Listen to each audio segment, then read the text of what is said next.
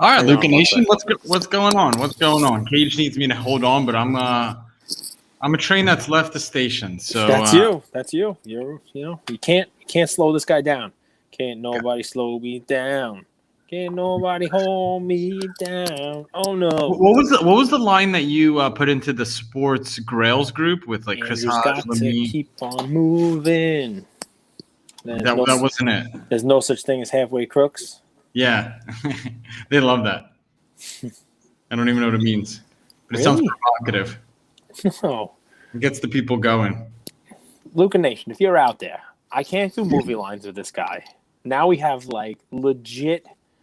I know it's from 8 Mile. Yes. It's the final line of 8 Mile, but that's not the origin. Not final line. It's just part of his rap battle. He says, okay. He drops that. It's an homage. So today we have a jam-packed show. Nice. We're going to talk a little bit about Bleecker trading. They had an event last night. Cage was breaking. I don't think on Monday we did a Fit Fam. So Cage is going to give you guys an update for that. I think I dropped it in the episode. I dropped my weight in there in the episode. I'll give you a really quick 288.8 was what I was on.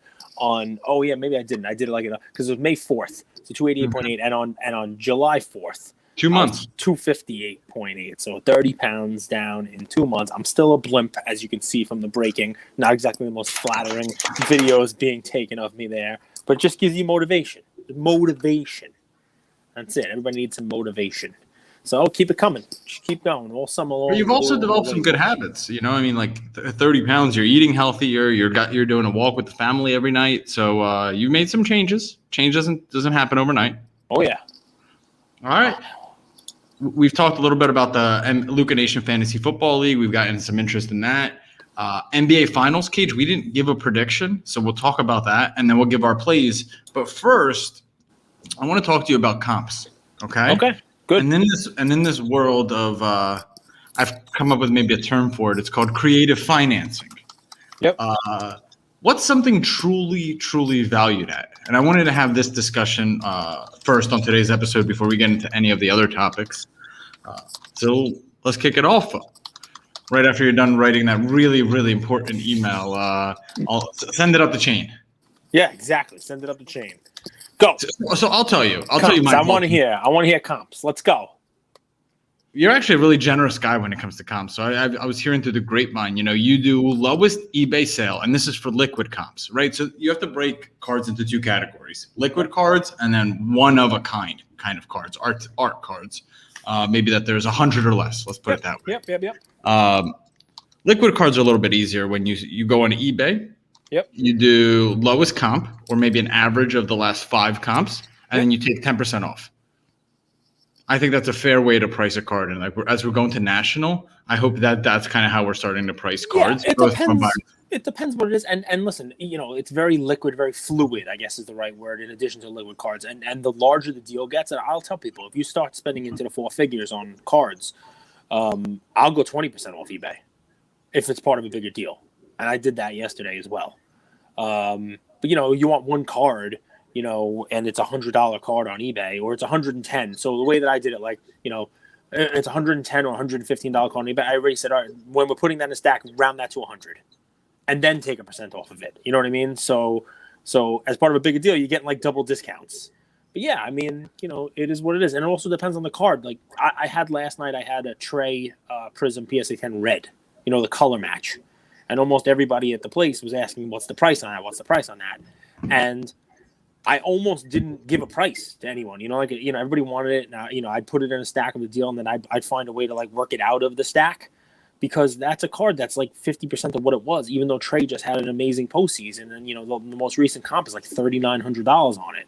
And I mean, I could still sell it for near that comp and do fine on it. I'm into the card for a lot less than that, but that card was double that, if not more. At its peak and the peak in the run. You could say that about a lot of cars in the whole deal. It's just not one that I'm in a rush to move at a discount. You know what I mean? Whereas I did move Trae Silvers, and that's also significantly lower. And the comp on that, I think I was like $13.75. I think I sold one last night for $12 and change. and those were approaching $4,000. So that's down more than 50%. So it's not just, this is down half, it's worth half, and I don't want to move it. It's the type of card it is too. I think it's also going to be easier for me if I needed to or wanted to get another Trae Silver back in my collection than it would be to go hunting down another Trae Red PSA 10 color match. That's, there's a lot of things that go into the equation. But go ahead. Sorry, I hijacked you. You're good. Totally agree with that. What do you think about like lower? Let's talk about the alt card real quick, just as an example. The logo man Steph Curry. With fractional shares, the whole thing, the debacle with collectible app, we didn't think that was a true comp, or rather, I'll put it this way: the market didn't feel that was a true comp. Now today, there's something similar circulating, but in this, there's only two buyers. It's similar to selling a company, right? Let's say you have a private company. You're 100% owner of that company. You want to, liquidate. You want to get some money off the table. You sell 51% to a private equity company. Mm-hmm. They give $5 million. You value the company at, let's say, 9.9 million. Is that a true comp, Cage? Is that fair? Is there something missing? Would you want more transparency? Help us understand that.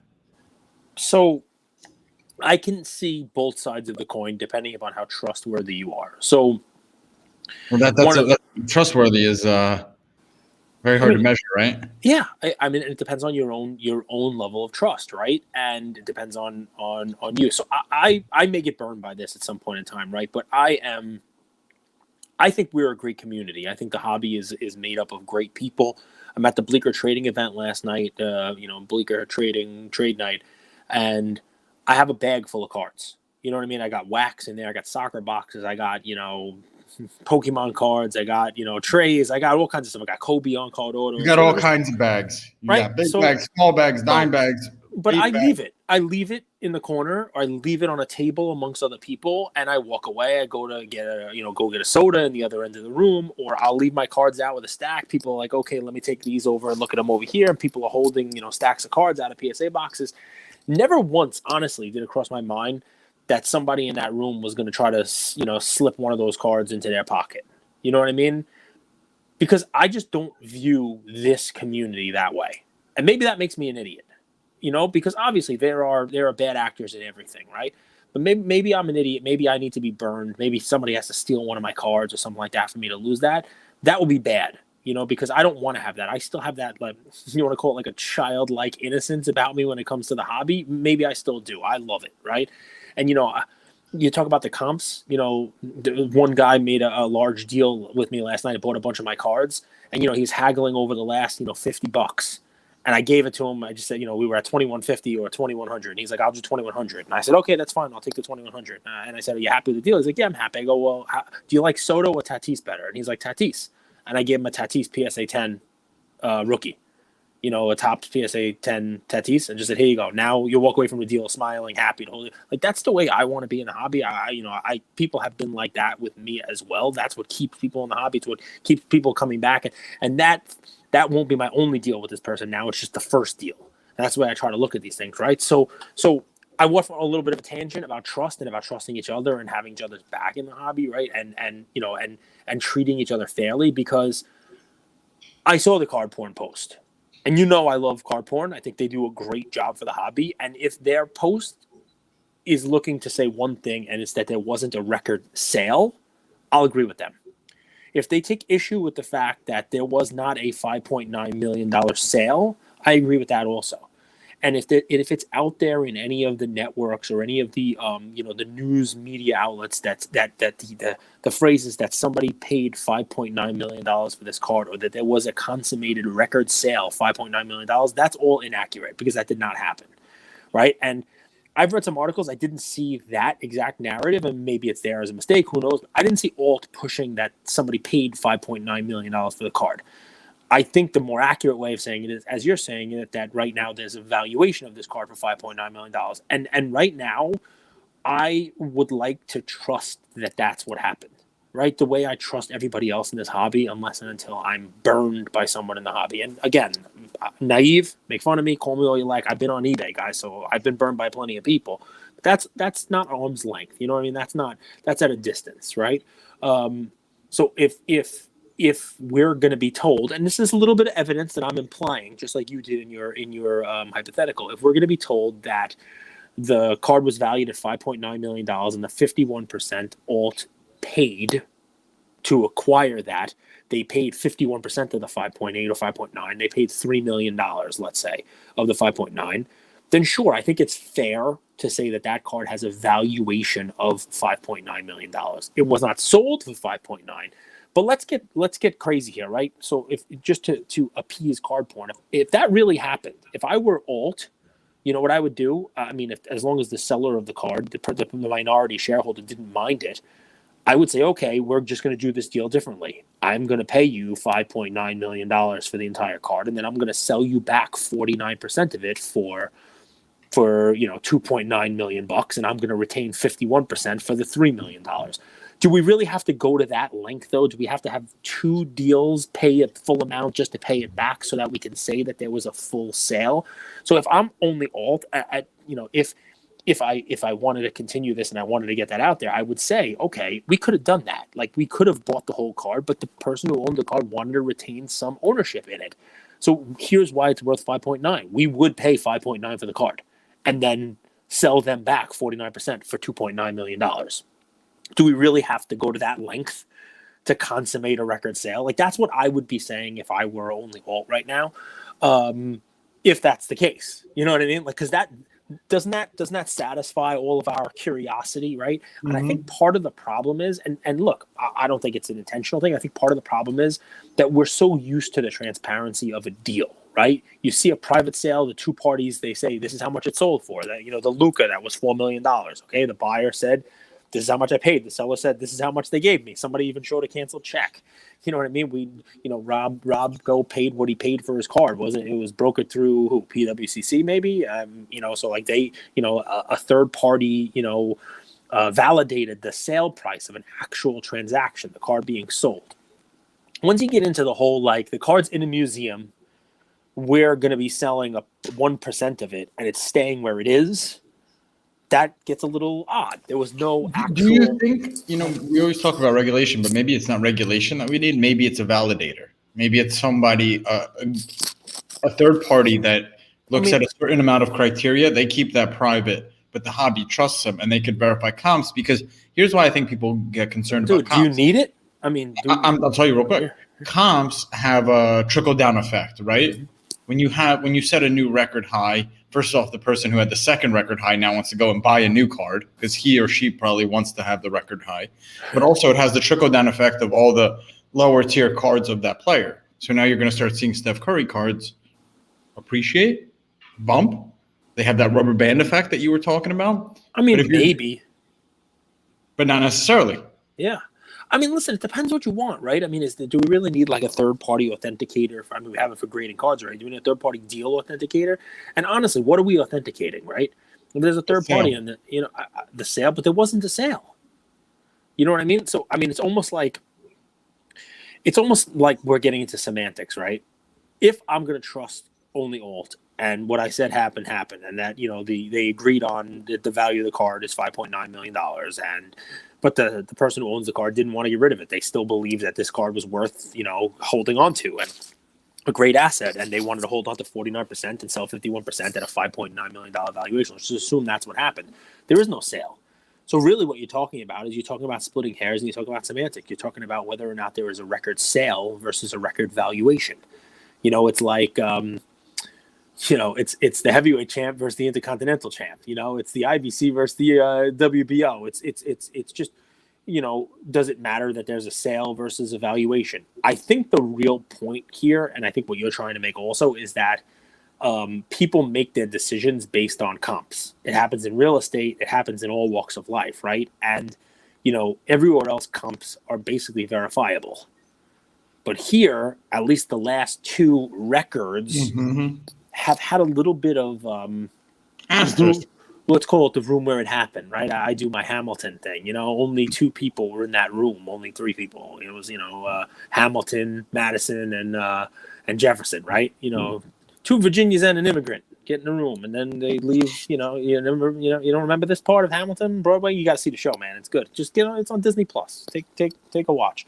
Anyway, point being, when things Do you ever happen, go to Broadway shows? Like you live in the city or New York, or what was your favorite Broadway show? Before, I really liked Wicked. We're getting off on a tangent here. I really like Wicked because it's amazing. Wizard of Oz, obviously, it flows through all of my life here. Lions, Tigers, and Bears have become Luka's Tigers and Browns. But, that show was on for a long time before I went and saw it. And I had not really researched it. I didn't know the music. I didn't know the story behind it. And they did a very good job with it. Kind of like, the prequel to the Wizard of Oz sort of stuff. They did a very good job. How talented are the people? I remember I was working on Wall Street, Cage. So I was working at Morgan Stanley there. And I was it was the worst place in the city to live. It was on 51st and Broadway. I was literally living across from the Wicked Theater. And I had a girl that came up to New York, and we went to go see that show. And it was incredible. I'm not a show guy. It's hard for me to sit for 3 hours. But they were so talented. Sorry to take it off. No, listen, that the pandemic, it giveth and it taketh away, right? I think it gave us a lot of the hobby. It gave us a lot of, the fun with the cards, and it did take away a lot of stuff. So, a couple family traditions for us were, we went to Yankee opening day. Every day my kids have been alive. Many opening days. My daughter's first opening day, she wasn't even a year old. Some cute little pictures, in the Daily News. Really? Day. Yeah, it's pretty cool.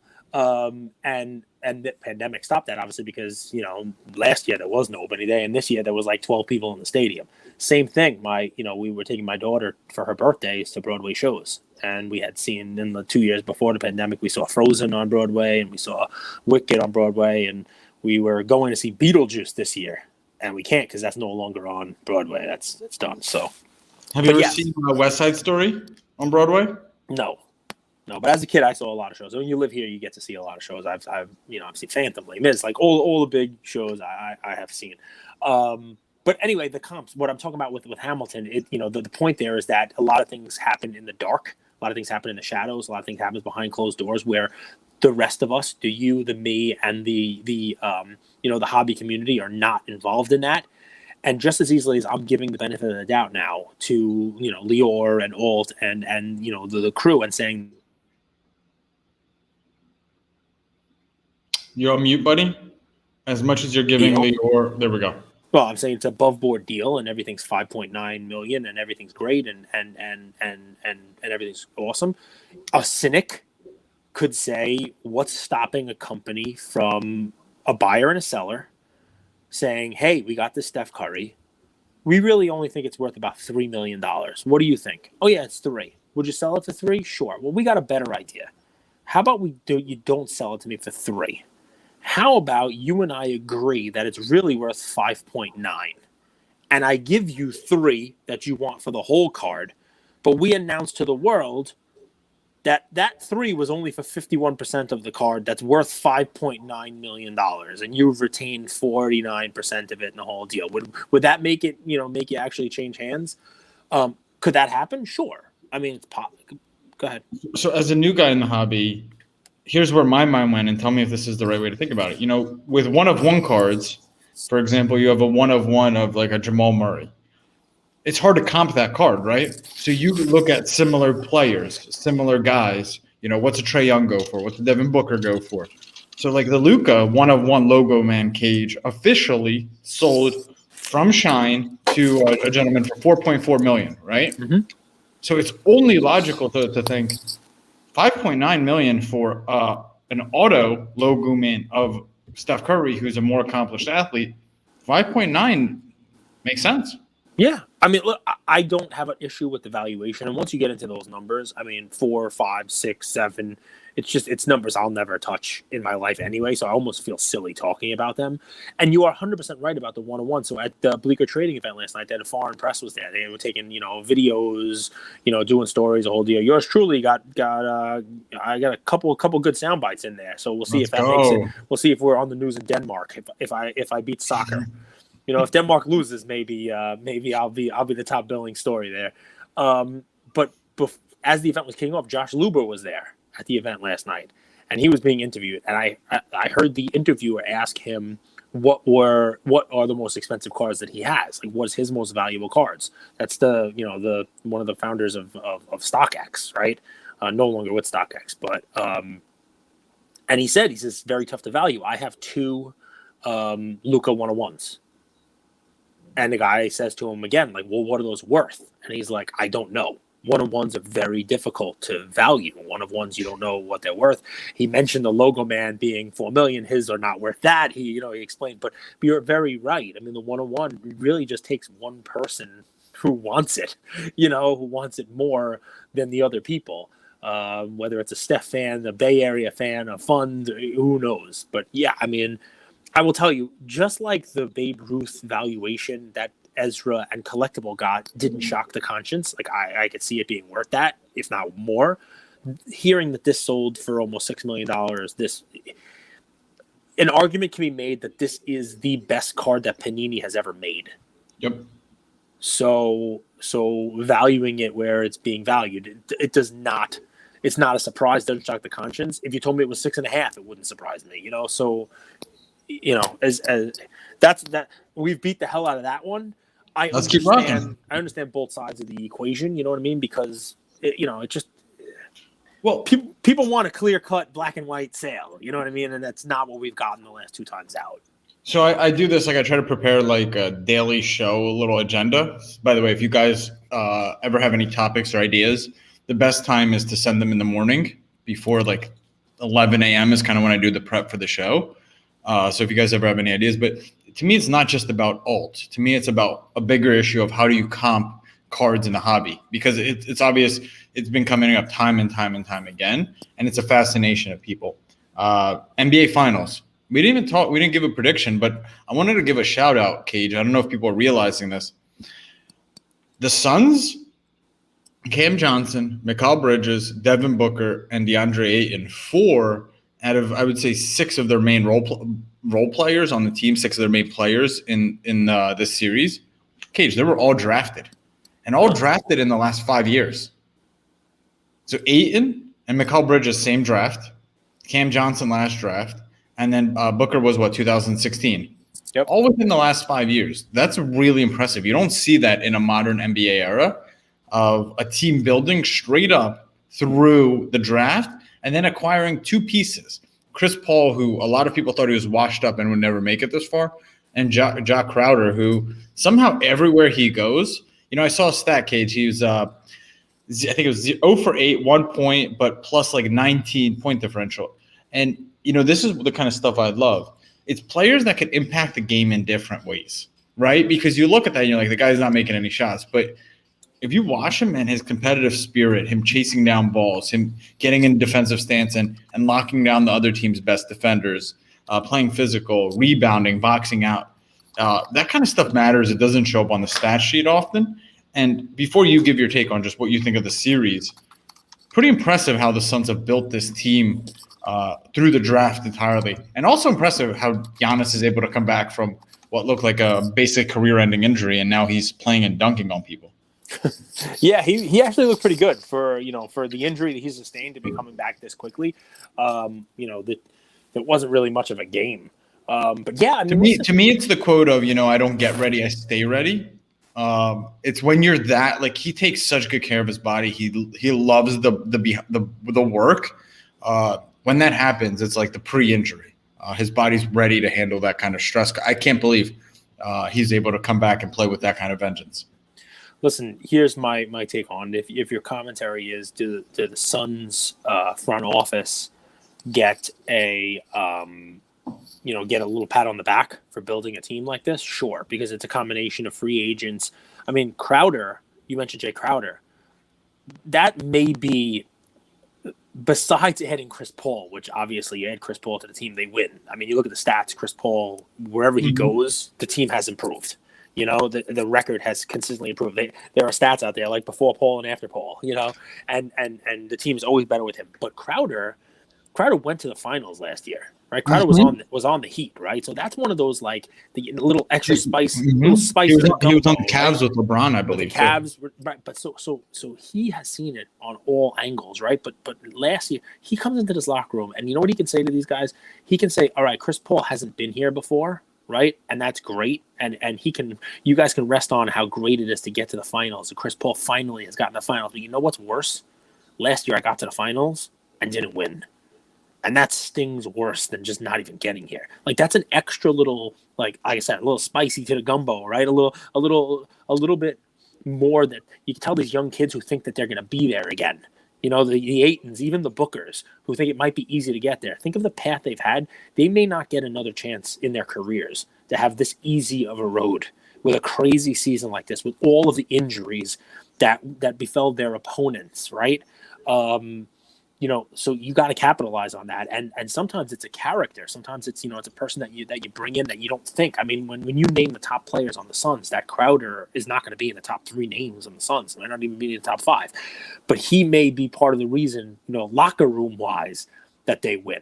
Whereas the Bucks, I mean, look, if I were in the Bucks locker room, I'd be telling them, you don't win now, you may never win. Like this team might implode. This team might be imploded. You know, like this, the same thing I'm saying with the Suns, talk about an easy path.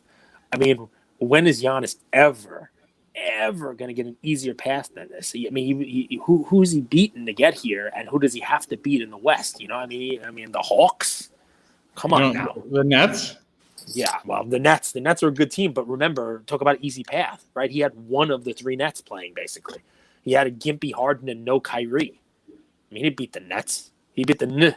He beat the Ets. He beat the Tiz. He didn't beat the whole team, you know? Beautiful. I just looked it up, guys. Crowder didn't win on the Cavs. He came to the Cavs in 2017. The Cavs won in 2016. But anyway.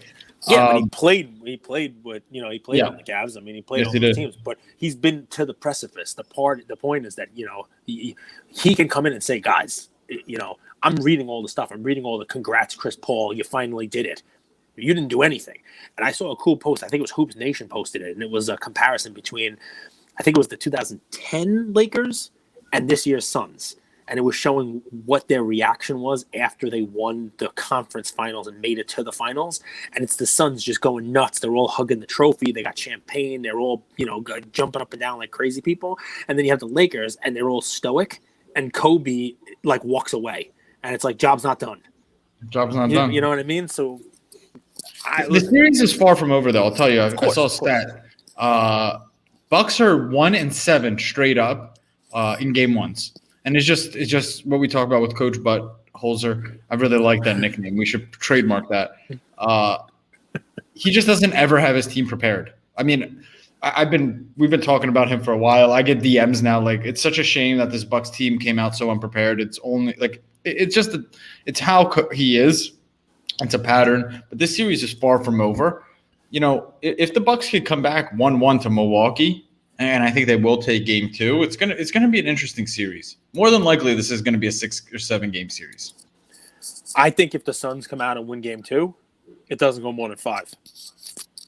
Yeah, I think that's a recency bias in the finals, though. These teams are way too evenly matched up. And here's the real kicker, Cage. Uh-huh. The best player is going to be on both teams, and you don't even know who it's going to be. Like, some games Devin Booker is going to be the best player. Some games Giannis is going to be the best player. Some games Chris Middleton's going to be the best player. Some days Drew Holiday is going to be the best player. Some days Chris Paul. And when that happens, you're going to have a 6-7 game series. However, last year when the Lakers played the Heat, the best player, no matter what, was LeBron and AD in any game at any time. Yep, I get that. I mean, I get it. I think obviously it's going to either be Booker or, I mean, look, Chris Paul. You're right. I mean, I just proved your point, because I was going to say, it's going to be Booker and Giannis, and I'm like, no, the way Chris Paul's playing, Chris Paul. So I mean, your point is proven right there. But I don't know. I watched a lot of the game last night, and it just wasn't much of a game. You know what I mean? Maybe it's Giannis isn't fully there, or maybe just the no, dude. That's Coach Butt. That's Coach Butt playing Jeff Teague. Why would Jeff Teague play, Cage? In what world would Jeff Teague get time? It makes no sense. It just makes no sense. They're ill-prepared. They're going to come back better in game 2 because they always do. It's just the rotations that he has. Jeff Teague sucks. He's probably a great person. Really nice human being as well. I have 3 plays today. 3 plays. Okay, nice. Well, listen, I'll give none then. This way you can get all 3. Is that too much? No, fine. I'm gonna start with the one that's gonna shock people the most. I want you to get all 3. Luka, it's a reward for Luka Nation. I love it. They are anybody. I lost you again, big guy. Help me out with the first play. The first play is going to be Lisa Leslie. Ooh, Lisa Leslie. Nice. Interesting, Lisa Leslie. right? So let me read you guys some of Lisa Leslie's stats. She's a 3-time WNBA MVP, 2-time champion, 8-time All-Star, 4-time gold medalist, 2-time Defensive Player of the Year. It's her birthday today, ironically. But she's like the OG of the WNBA. I don't know if you want to compare her to Russell, Will Chamberlain, but she's the OG of the WNBA. Okay. 1997 Pinnacle is the card that came up for her. It's called 1997 Pinnacle Inside WNBA Basketball. Lisa Leslie PSA 10. It's about a $300 card. You're going to see comps kind of all over the place. You see some at 305. You see some at 550. Some at 405. Here's one at 280. That's an auction that ended on May 23rd. Auctions, I think, are going to do a little bit worse because no one's really looking for this card. You go PSA 9, which is like a $40 card. Is that the right card to buy for her? Sure. I mean, it's a main brand, right? I mean, I haven't researched how many different cards there are out there, but I mean, I don't think there were a lot of WNBA cards licensed at the time. So yeah, that's a cool card for her. Well, we'll leave it that. Luka Nation, you guys do your research. Come back and tell us. I think that's the one to look at. By the way, anybody who wasn't following WNBA in the '90s and wants to know the relevance of Lisa Leslie, look her up. But more importantly, recently a bunch of NBA stars who you have heard of made a movie called Uncle Drew. Kyrie Irving was Uncle Drew. Chris Webber was in it. Shaq was in it. Nate Robinson was in it. Reggie Miller was in all names you know. The one woman who was on their team in the finals was Lisa Leslie. So yeah, she's a baller. She's super well respected. Oh. And let me even add a little twist here. What I love about the WNBA is if you watched it, in previous seasons they kept doing this thing like we don't make as much as the men. Well, you guys don't make as much money as a league as the men. And this year, the commercials, they've been way more about how the WNBA is the future. We're really excited about the future women. We have all-stars. We have competitive games. It's not about beating the NBA. It's about, hey, look how good we could be. We have a lot of really good players and a lot of good talent in the league. And I like that marketing. I hate the type of marketing that's against somebody. I like the marketing that's for a future that's exciting. I'm excited for the future of the WNBA, and I see Lisa Leslie as like a Bill Russell, Will Chamberlain, someone who came early on before the huge popularity spike, but was really important and won a lot. Cool? Number one. 2, yesterday I had a Prism PSA 10 silver Luka pop, and I got a 10 on it. Woohoo! Thank you, Cage. Bought the card raw for about $1,400, subbed it in August, 20-day. By the way, a fun little kind of tip a friend gave me is he said they scrutinize on the 5-day, the 2-day, the Express. So let's try the 20-day because those are some of the newer graders. Let's see what happens. And this was a card that was a borderline 9. It was clean all the way around. Centering was a little off. It got a 10. And now that's a $4,400 card. At its peak, it was $8,800. Honestly, I think it's an overpriced card. I think it's going to come down, and that's not in my vested interest. But then you look at a Trae Young Silver Prism who had a better postseason, who should have shrunk that gap, and it's still a 4-to-1 ratio. And if you think about it, even in the preseason, let's use that.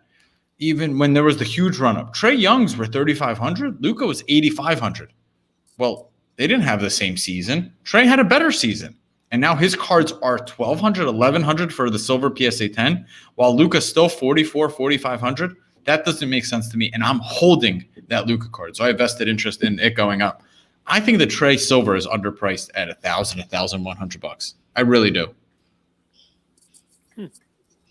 I sold one last night. I sold one last night. Well, you have so many cards that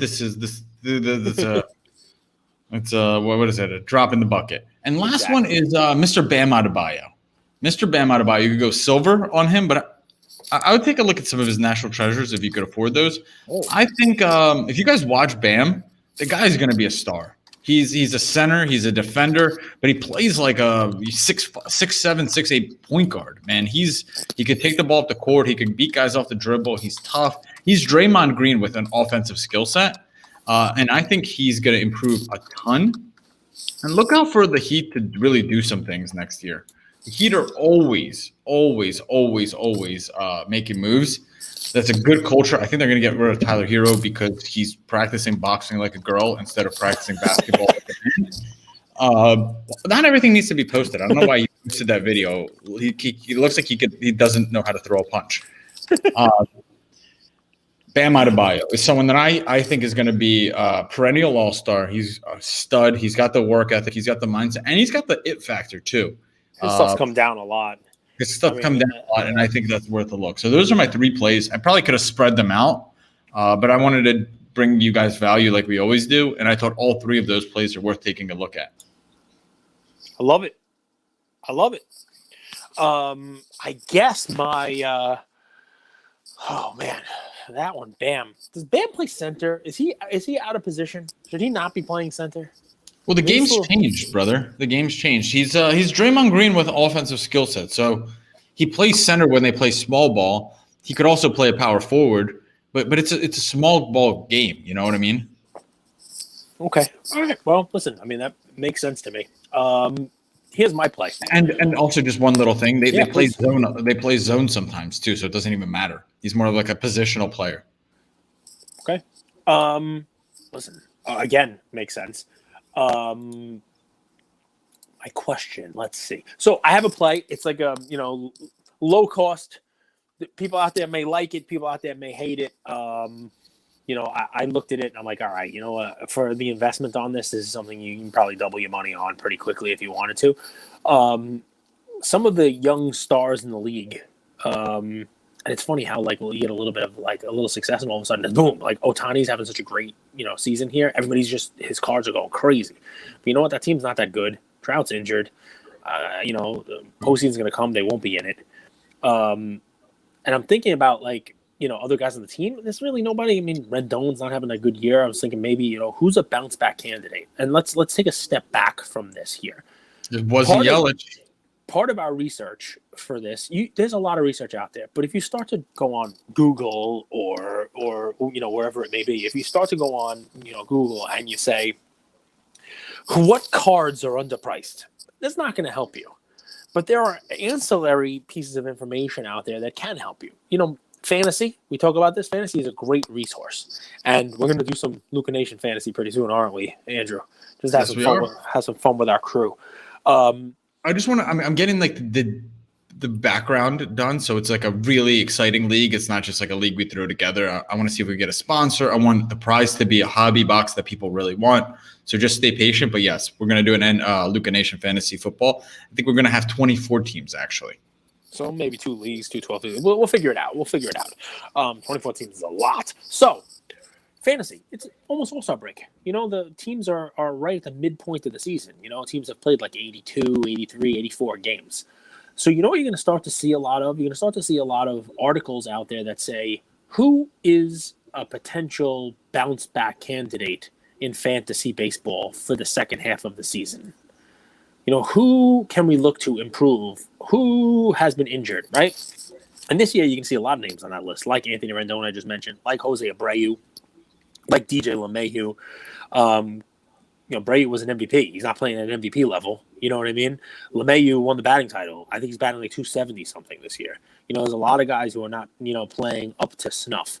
But the second part of that is people who they're not exactly slumping, but they've been out for a while with injury.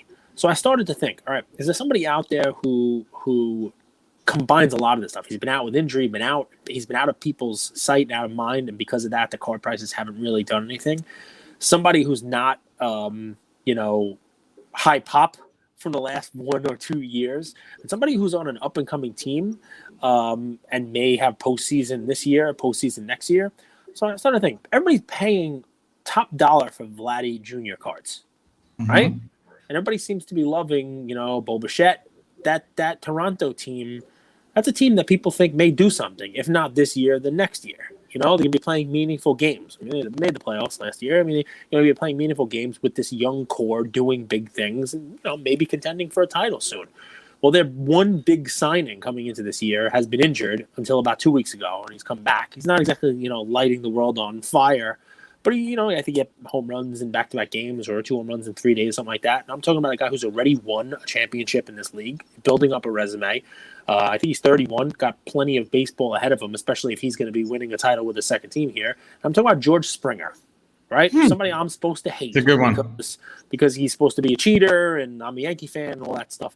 But just out of curiosity, lowish pop, he's got a 2014 Topps Chrome rookie card. He's also got a Chrome update, but I'm just going to go with the 2014 Topps Chrome PSA 10. PSA 10.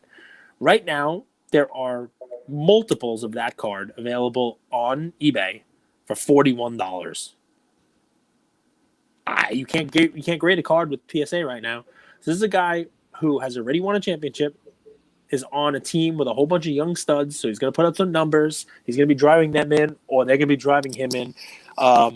The team trajectory looks like it's on an upward swing, and people have forgotten about him while he was a big-name signing for them in the offseason. He basically missed the first 2.5 months of the season, and he just come back. When he gets his timing back, he gets his swing back. You showing the picture? Yeah, which one, Cage? So just 2014 Topps Chrome. So what I want you to do here is I want you to go see where you have best match, put lowest price, and so see price shipping lowest, and then go right ahead to buy it now, and PSA 10, and you'll find one. I mean, you're not looking at it in Mexican dollars. If you look at it in American dollars. The lowest one out there. There's another one for $41. This is it right here, where he's sliding. That's the update. Oh, the update. This is not an easy card to find, Cage. I'm glad I'm doing this. Well, scroll up to where your search terms. This is great. This is helpful. If you're watching this on YouTube, go up to your search terms. Right here. This is it. But you have that one's $120. There's one for $41. I looked at it as soon as we started our episode. So go back but that's the card. Yes. Well, people could find their own card. I want them to just see the exact card that they need to buy. That's the card. Someone scooped a $40 card, Cage. Maybe they're listening to this live. It's not scooped. It's there. If I have to find it myself, I'll find it myself for you. But I'll pull it up while I'm doing this myself. But anyway, the point being, that's interesting card too, right? Because he's not batting, he's not fielding, he's not sliding. He's like in the clubhouse having a laugh with. Is that Carlos Correa? Yeah. So he's like showing his bat. Yeah, it's a funny looking card, and it's a landscape. It's not vertical, which people used to hate. Yeah, but you don't know how to share your screen, so I don't know what you're searching. So I'm looking at it. You can't share my screen. I'll show you how to share a screen. You ready? But bam, there it is. $41.99. Same card we're looking at. You see this? Is that American dollars? How many is that in pesos? Yeah, so not pesos. That's the tough part, right? So there he is. There's the card, so that everybody can see it. There's the card, and look, $41.99, and this particular seller has 2 available with free shipping and returns. So there's the card I'm doing just because it's a pretty light, right? And it was definitely selling for more than that when the season started, and he was signed, and then he got injured, and people have forgotten about him because people have gone with everybody else in the world as their play for baseball. Now, do I think this of the week? Yep. Yeah, exactly. Do I think this card is going to be worth $300? No. But if they happen to make the playoffs, could it be $100 and you've turned the $42 card into $100? Definitely. I mean, there are guys who do a lot less than this guy. He's already won a World Series. I mean, he's already got a little pedigree to him, a little resume to him. And come on, $42. Think of the guys who we talk about. I don't. Can you buy Gavin Lux for $42 anymore? I mean, Kyle Lewis was my play. He might be $42. I don't think the guy's played all year. This guy's already got the pedigree. He's playing for the whole team. He's already won a championship. When I saw this card, I was like, all right, this is just one where it's a sneaky play where you could do a quick flip on it if you wanted to. And I'm sure that there's plenty of these, on Facebook or wherever the heck else you want to buy them. You probably get them for $35. So it's a sneaky little deal. If you don't like Springer, the real play here is don't be lazy with your Google searches and your research. Don't just put in, hey, what card should I buy now at a discount? the fantasy stuff it's valuable in every sport. And when you think about it, we are at that midpoint of the season. You're going to be able to find no shortage of articles of, hey, who should I pick up for my fantasy team? Who should I buy low on now? Who we expect to be a bounce back candidate in the second half of the season, and use that fantasy, information in your card purchases as well. Any Make final sense? words? Final words. Closing argument. Yeah, can I say this? I don't care whether or not it's valued at 5.9 or sold for 5.9. I think it's cool that something like that is happening. I think it's good for the hobby. I think it brings eyeballs to it. I hope it's above board. I have no reason to doubt that it is presently. I mean, we're supposed to be a little skeptical, right? But it's not like it's somebody who's a stranger coming out of nowhere and saying, "Hey, I paid $5.9 million." This is somebody who previously had a record price. You know what I mean? So it's not coming out of thin air. It's somebody with some credibility in the in the hobby. So where I don't have much in the way of doubts on the valuation on the whole deal, and even if it is, I think it's good. I think it's a good thing for the hobby that these cards are being purchased like this, and it leaves me to ponder, what's next? What's the card that breaks this? Right? What's the card that sells for more than this? Right? Is there a LeBron? There's a LeBron Chrome, numbered PSA 10 that's real limited sell for some money. I mean, they don't have an exquisite one of one, right? So we can't have that. So that's what makes this kind of a cool Panini card. But it's a cool topic to ponder, right? What's going to be the one to break this? I only try to bring up topics that are interesting to both us and our community, and I want to discuss them. So I hope they're valuable. No, seriously, I mean that. Like, I don't want to bring up stuff that people aren't interested in. That's another episode. Love you, Luka Nation. We'll be back tomorrow. We have a really special guest from Overtime Sam. Cage met him at Bleecker Trading. So we'll have him on tomorrow. Really looking forward to